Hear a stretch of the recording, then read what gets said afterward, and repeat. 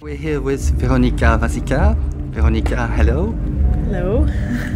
So you're here in Belgium for a DJ set here in Brussels. My first question would be about Belgium, because I know that you've been releasing some stuff of Belgian bands, among which Polyphonic Size. Can you tell us a little bit about that? Yeah, I mean the first Belgian bands that I released were on a compilation called The Lost Tapes. That was the first time that I licensed music from Belgium.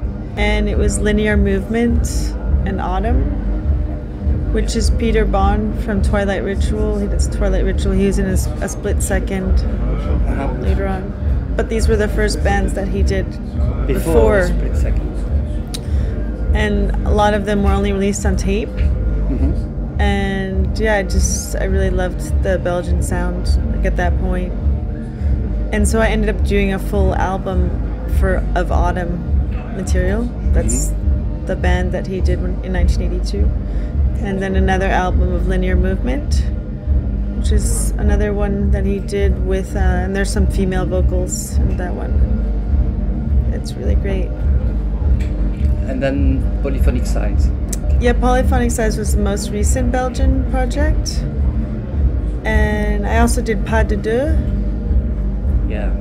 years ago. And that was like a reissue of, I thought, like their best songs. And Polyphonic Size it's my favorite tracks of Polyphonic Size. It's called Earlier Later. Earlier Later, yeah. So there's some J.J. Brunel produced recordings. And then there's some stuff that they did on their own production. Do you know Absolute Body Control? Yeah, I really will. Actually, Absolute Body Control was also on that first compilation that I did. It's called The Lost Tapes. And I was licensing all this material, and then I realized more than half of it was from Belgium. And it could almost have been called when I announced it, I said, European minimal wave music with an emphasis on Belgium. Yeah, it's crazy. Because I just realized. A band, Somnambulist. Somnambulist. Yeah, which was a guy, he also went by M. Brio. M.Brio. And the Absolute Body Control track, it was Automatic, but it was like an older version of Automatic. From the tapes? Yeah. I had a tape, I think in 1980, with Give Me Your Hands and all these stuff. Great. I wanted to do an album of their stuff. Yeah. But Dirk has his own label and he does his own releases, so his own stuff. I didn't push it. And he re-released some of his stuff with remastering and all this stuff. Yeah, that's what he did. Yeah. Did you also have a lot of French acts? Yeah.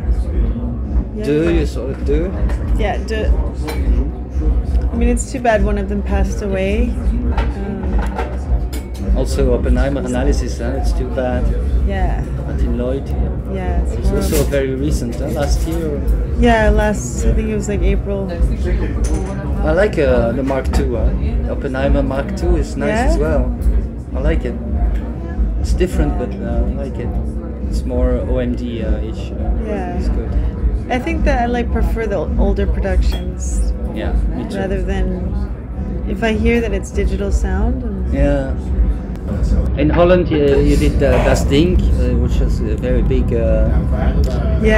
very big discovery. Yeah, he started playing live after that, and I saw him he's in come Amsterdam. a long way. Yeah. When did you see him in Amsterdam? Last year, in February 2013. Because I played with him in Amsterdam, but it was years ago. It was in his first show in 2000. It's been 2010, 2011. It's great. Also in the Lost Tapes was Bene Gesserit.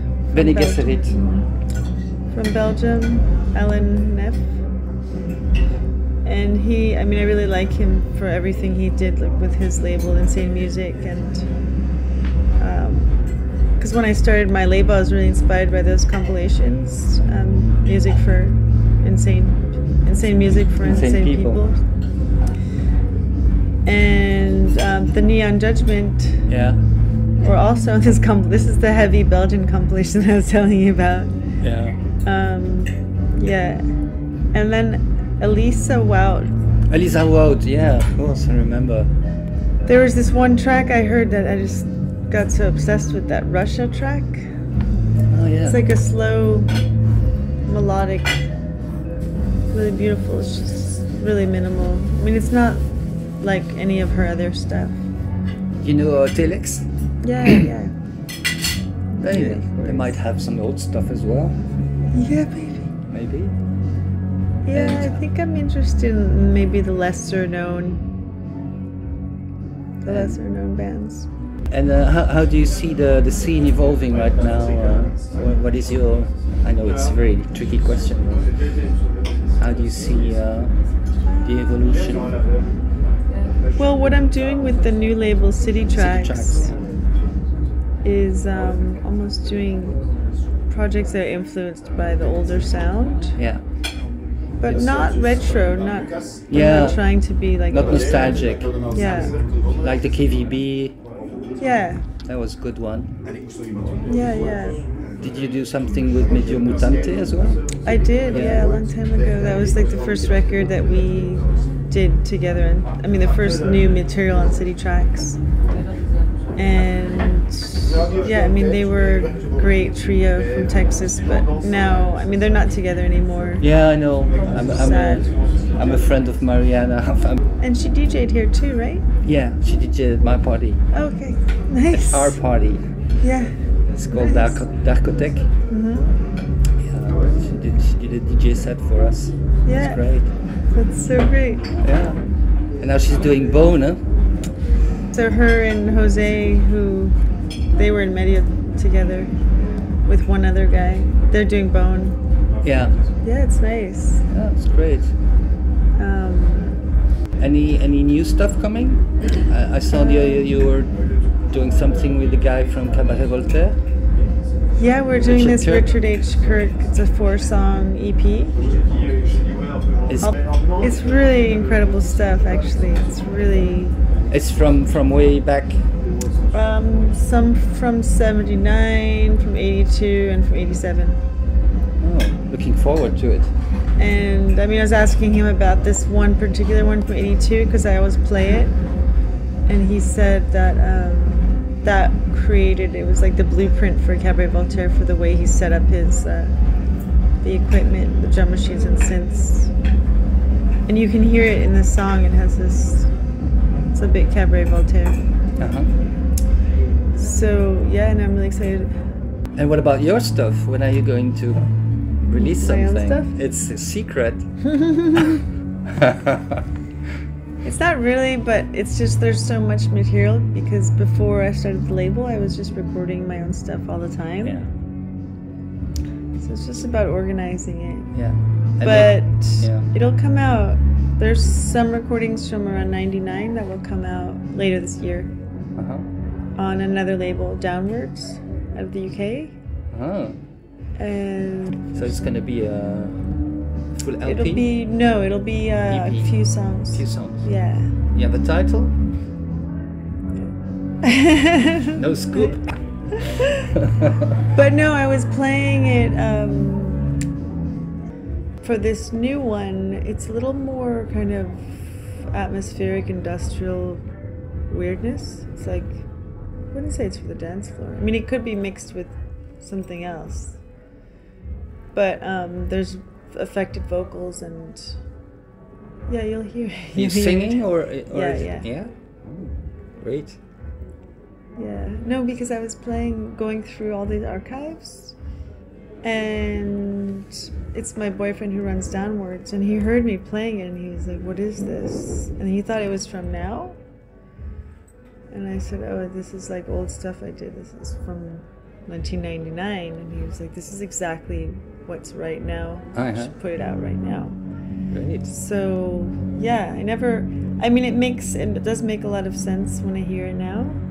But when I made it, for you, because it's old. yeah, when I made it, It was another person. You did. Yeah. Yeah. You see how things evolve yeah, so quickly. Yeah? it's really different. You don't recognize what you did like a few years ago. Yeah, It's it's much better it's to a have some mystery time of away. creation. Yeah, it's good to have some time away from it, Yeah. and then go back, and then I And- can hear what's good and what isn't good. And to have somebody who has fresh look and fresh Yeah, ears to listen to it. yeah, it's Say, really this important. is good. No, this is crap. This is good. Yeah. Yeah. So you get the person who's going to release it. So it's Yeah, good. yeah. So we can expect it like in the In next the fall. In the fall. Okay. Yeah. Can't wait. Well, as far as like when I first got into the synth, like Yeah. tape music world, I'd say Belgium was one of the top as far as like obscure Belgian projects. A lot of, I think, what the best synth music came from the pioneers. Like a lot of them came from here, from Belgium. So you're lucky to be. Yeah. What would you say were really the pioneers? Like even before '78. Would you say, Before of course, 78? you have Kraftwerk, you have Kraut. What would you say? I mean, there's some of the French stuff. Oh yeah, Like the music concrete. And then, yeah, there's actually recently, what was it that I heard?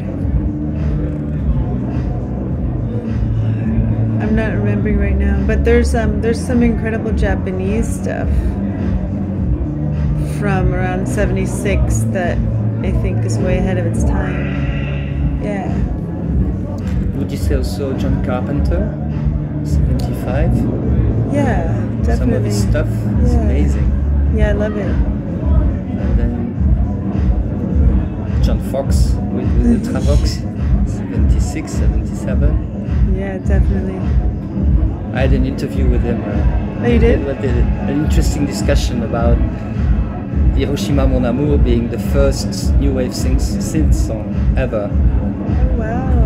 And October 77, I Yeah. can't think of another one before. Maybe Low was beginning 77, but it wasn't really new wave. Yeah, no, I think you're right about that. It was Brian Eno and John Fox who Yeah. did the first things with Connie Plank. Yeah. So that's Yeah, I mean, there's a lot to be spoken for the German Yeah. scene, the 70s, in terms of electronic music. yeah. Because it was almost more mainstream there. I mean, it was being played on the radio, and I mean, that's the last thing that you would hear on American radio. Yeah. So, yeah. There's a And lot now, going on in Germany. now electronic music is sort of emerging in the States a little bit. Yeah, it's changed a lot. It's changed a lot ever since just like the rise of electronic dance music. Because now there's more of an acceptance of synthesizers for more than just replacing like sounds of guitar or you know, taking the part in a band. Now it's like the acceptance. Yeah. But a lot of young people are catching on, and there's so many synth bands now making new music. Yeah. Like left that's influenced by everything. Yeah, we were amazed, no, with all the things that are really very vivid there. Yeah. Things like Letter Rest and all these things, really pretty much into it right now. Yeah. It's great. Thanks a lot. Yeah, thanks.